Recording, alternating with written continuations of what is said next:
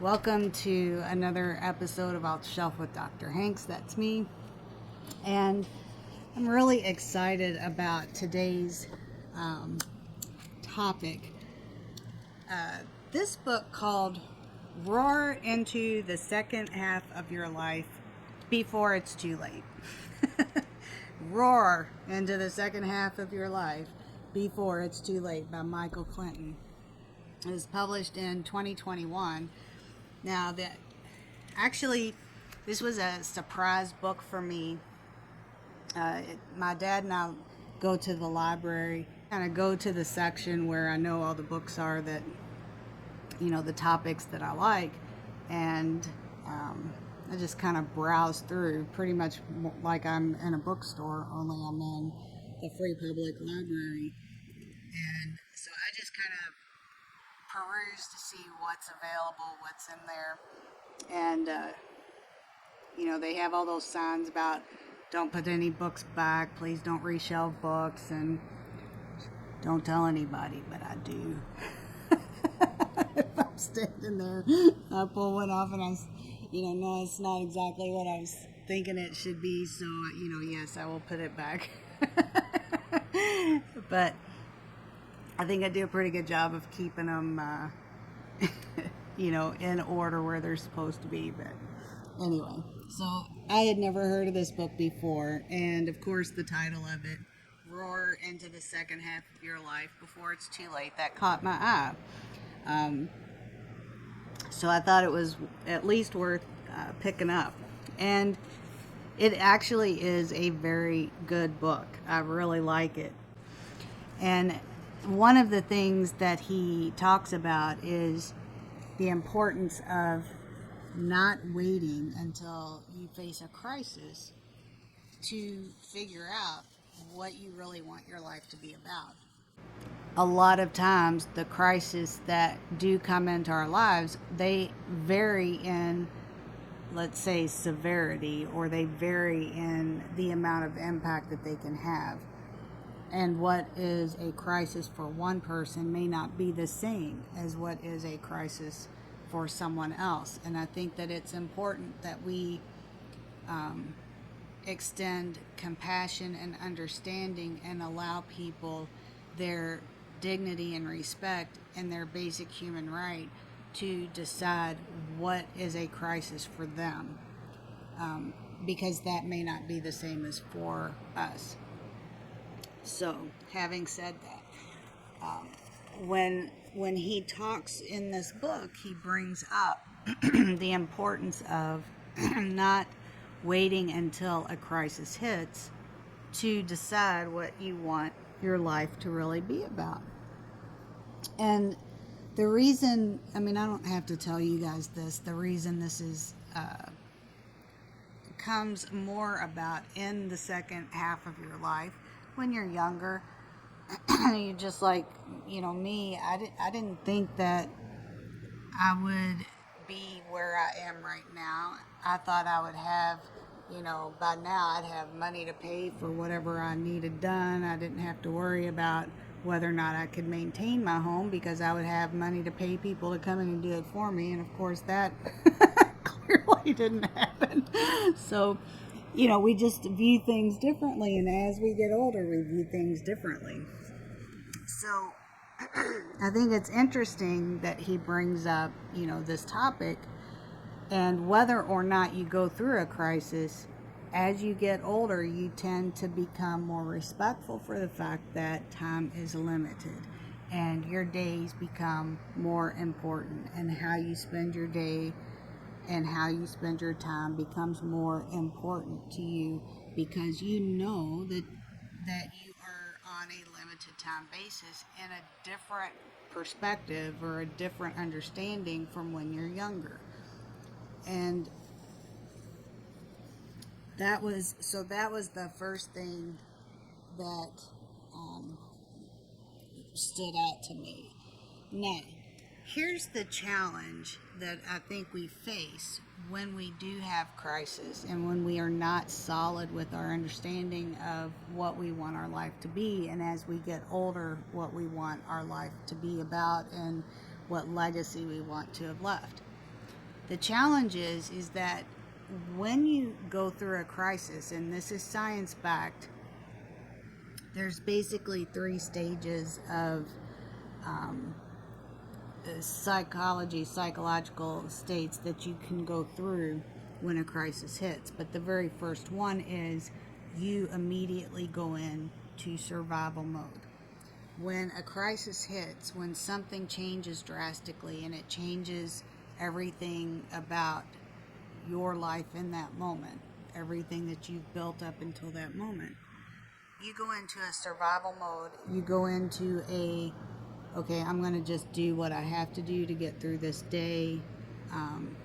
You might even be in shock. It's kind of like you're not feeling and thinking in terms of, thriving or making positive changes or, self-development and all of that. When a crisis hits, you are in survival mode, and your goal at that moment is just to make it through the day. Now, when COVID hit, I remember writing about this. I know I wrote about it, and I know other people wrote about it, and I heard interviews on NPR, people talk about it. When COVID hit and all of these things were stripped away from our life, when, let's say our social life, you go, all of a sudden you cannot be around your friends or family or, people that you love or people that you enjoy hanging out with. We could not go out and mingle and do all of those things that we had built our life around. Work, we could not go to work and be around our coworkers and do all of those things that we had known our life to be. And what a lot of people thought, including myself, is that would be the perfect time to decide, okay, so even though I didn't choose this, this has happened, this is a global pandemic. Everything has been stripped away. That wasn't my choice, but everything has been stripped away. And for these, 2, 3, 4, 6 months, I am stuck here in my house. And now I have a choice. I have the opportunity to choose what I want to build back into my life and what I want to say, okay, you know what, I'm okay that that's not here anymore, and let's just leave it that way. Maybe there were people that, you didn't really enjoy being around. For whatever reason, you did have to be around them. And now COVID has given you the opportunity, a clean slate, to say, you know what, let's just leave this the way it is. I didn't want to be around that person anyway. And so now when we get back to, being able to go out and do things, I'm just not going to invite that person back into my life. That's what we thought. But here, I think, is the challenge. And when a crisis hits and you go into survival mode, and as you begin to you get used to whatever is taking place, you kind of figure it out, you get used to it, and then after a while, after you get out of survival mode, you start thinking about, getting things back to normal, whatever you consider normal to be. But I think the challenge is when we are that stressed out, when we have that much pressure on us, it limits our creativity and it limits our optimism and hope to make positive changes. And because we feel like we've lost something, we spend all of our time just trying to get that back. We spend all of our time trying to get back all the things that we felt like we lost, even if we didn't necessarily want those things to begin with, or if we'd be better off without them. I think psychologically we go into this place where, a change happens. We feel like we've lost something, a crisis, or we have the threat of losing something. And it's very difficult it's logical and it's okay to say it on paper that yes, I'm going to build back and I'm going to build back this perfect life that I want. But we psychologically are pitted against that because all we're really doing is saying, okay, I got to get all these things back that I lost. I got to get all these things back. I got to get my life back to normal. And so we end up just going right back into the same situation that we were in before. And that can be on any level, not just social and friends and acquaintances, but even our jobs. Think of how many people hate their jobs or hate going to work every day, hate their coworkers, or their job drains them of all of their energy and they don't want to do it. They don't even like doing it. And you would think that having gone through COVID and had that opportunity to change, and they might have said, okay, you know what, I'm not going to go back to that job. I'm going to go get a different job. But did they? Now, granted, a lot of people did. There are scores of people who did say, you know what, I'm not going back to that. I've made my decision. But there are still hundreds of thousands of people who did, because during a crisis, it is very difficult to make those self-improvement type changes, because what we do is we go into survival mode. We try to get back what we needed, our safety, our security, our stability, and the best way to do that and the quickest way to do that is just to go back to what we had. So did we really just bring back all the great things? I don't know. I don't think we did. And I'm not faulting anyone for that. And there's a lot of things, I'm including myself in this. This is just a discussion, not anything else other than that. No judgment. No judgment here. This is a judgment-free zone. But let's go back to what he does in this book and tie this back in, because throughout the book then he goes into, okay, so you don't want to wait until a crisis, and you want to reimagine what you want your future to be. Now, if you are in a crisis, we have that challenge that I just discussed. You have to get yourself into a position where you are ready, willing, and also able to make positive changes. So then he goes through and he says, first, you have to own where you came from. You have to own where you're from, and you have to own where you are before you can own where you're going.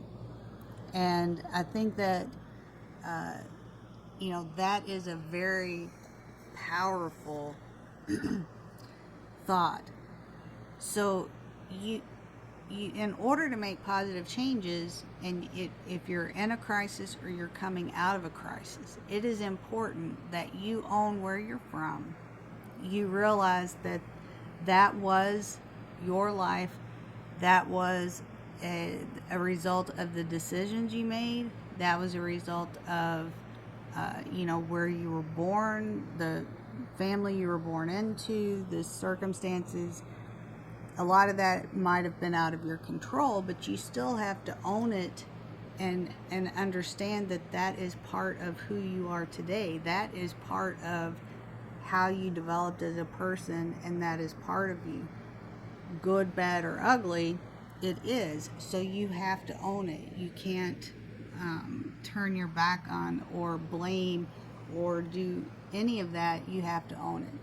Then you have to own where you are and understand that this is where you are today is the result of a combination of things that are outside of your control, but also decisions and choices that you've made up until this point. This, where you are today, good, bad, or ugly, you have to own it. Now, that's a hard truth. That's tough love. That is hard for us to want to do. because it's so much easier on ourselves for us to be able to say, well, this is everybody else's fault. I'm not where I want to be in life, but it's not my fault, it's everybody else's fault. You can't do that. You don't have to self-loathe. You don't have to hate yourself over it. You don't have to beat yourself up over it. And you don't have to make any big deal or drama out of it. Just own it. Just say, okay, I'm here. I'm here because of things I couldn't control. I'm here because of things I could control. And it is what it is. So, but the beautiful part about this, the most beautiful part about this, is that when you own where you came from and you own where you are, that also means that you can own where you're going. It means you can own where you're going. And at this point, you have the right and all of the tools to choose. And even if you don't have all the tools like right now, you choose. You imagine, you divine, you figure out where you want to go, you own it, and then you take whatever steps are necessary. You find the tools that you need in order to get there. You make the choices and the habits in order to get there. You do what you have to do in order to create the life that you love. So, own where you're from, own where you are, and own where you're going. And it doesn't have to take a crisis in order for you to make those decisions and change your habits and change your choices and change the things that you're doing today that are going to continue you on a path that you don't want to go down. And you can change that, and you can change your path, and you can change the trajectory of your journey and where you're going. And all of that starts with little habits, little choices, little decisions that you make today, and you can own it. So, there is a lot to unpack in this book, and I don't know if I'll do it next week, but there are a lot of other great takeaways from this book, but for today, that's where we are. You can change your future. It starts with the little choices, the habits, the behaviors. Own it, make it yours, and make every day count as best you can. We'll see you next week.